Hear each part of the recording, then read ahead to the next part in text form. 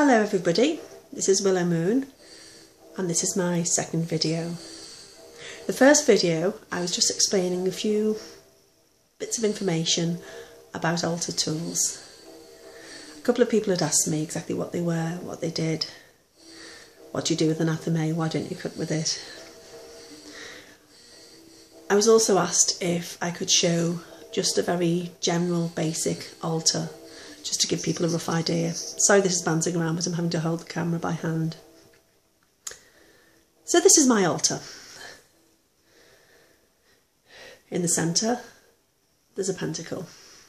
It's on a nice disc and it's really handy because I can put my bread on it when I'm doing a rite.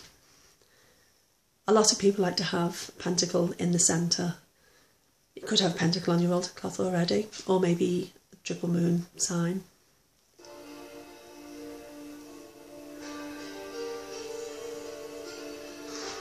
So the pentacle is in the centre. I have my earth symbolism using crystal ball, and you can see I've got an incense going here for air. Fire. How simple could it be? We have a candle. And water. We have a bottle of water. Up here is a portable altar with a god and a goddess on it. And inside there we are, 4 little dishes, candles that represent the colours, pentacle in the bottom. There's also an altar cloth and a few other bits and bobs. Really handy. There is a god and a goddess candle stick.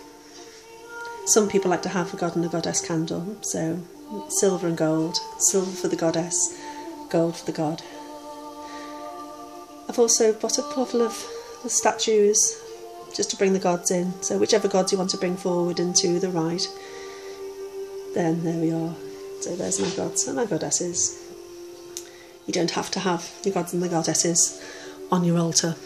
You may not even be working with gods and the goddesses, you may be working with, elements, angels, earth energy. It just really depends on what you want to do. I tend to not have the gods and the goddesses actually on the altar because they're there, they're in my heart, they're in my mind. Sometimes I'll go to part of the house where I have gods and goddesses statues. Well, I make them. They're everywhere, they're all over the house, so I'll go to each individual one if I have a specific purpose. So as well as this, on the altar,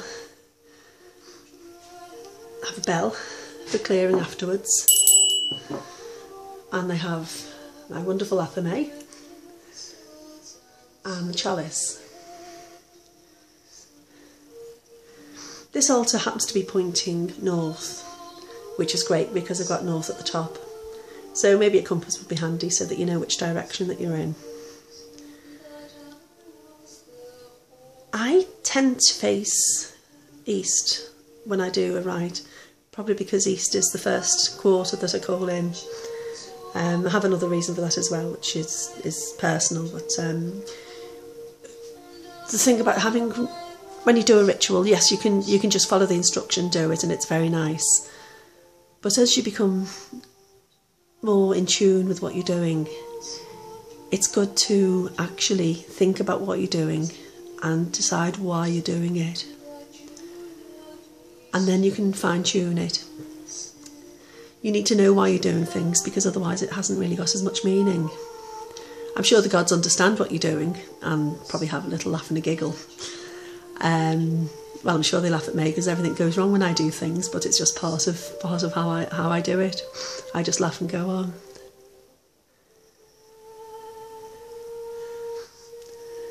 So this is my altar, a very basic altar.